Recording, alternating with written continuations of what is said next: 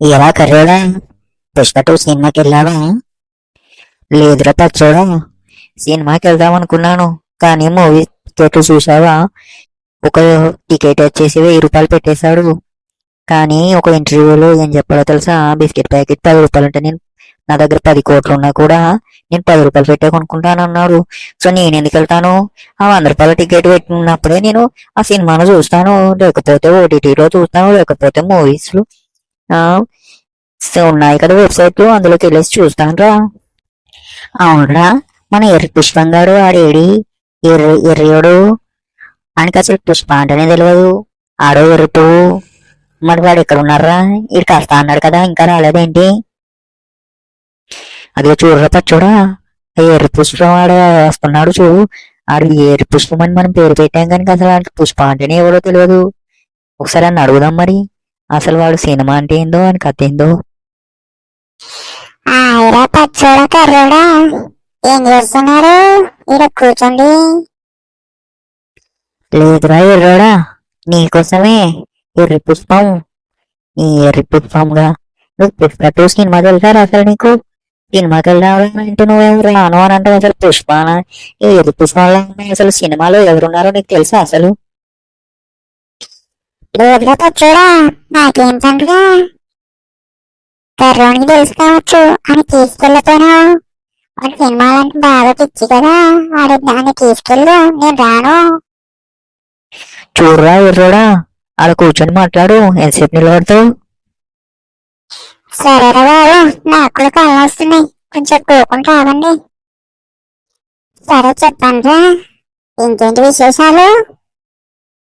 అవురా ఎర్రోడా, నీకు పుష్ప టూ అంటే ఎవరో తెలుసా? ఈ మధ్య నీకు అసలు ఏడి గురించి నీకు తెలియదు అనుకుంటున్నాను. నీకు తెలిస్తే కొంచెం చెప్పరా అదరా? చూడరా కర్రోడా, నాటిని తెలియదురా పుష్పటు అని అంటే. ఊరిని పుష్పటు అంటే సిటీలో నేషనల్ కాదురా, ఇంటర్నేషనల్ అని చెప్పి ఇప్పుడు డైలాగ్స్ నడుతున్నాయి.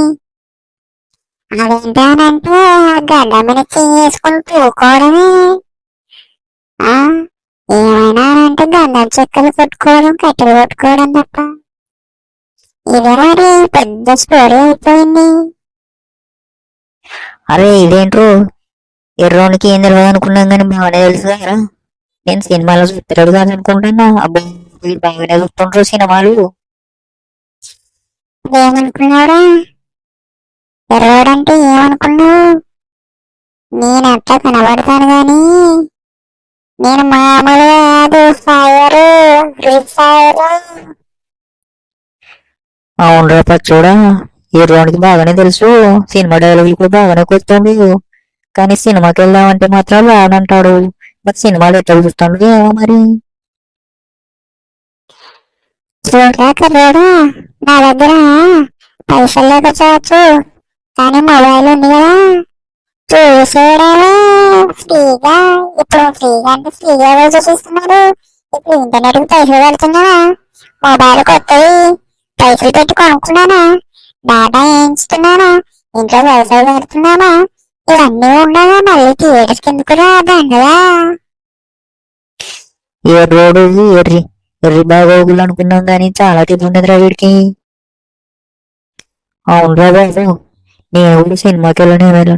నేను కూడా మా ఇంట్లో టీవీ పెట్టుకొని ఆయన టీవీలో తీసుకొని చూస్తాను. ఇంకా చేసేది ఏమున్నది? అంత డబ్బులు పెట్టుకొని వెళ్ళిపోతే అక్కడికి పోయేది ప్రాణాలు అయిపోతున్నాయి.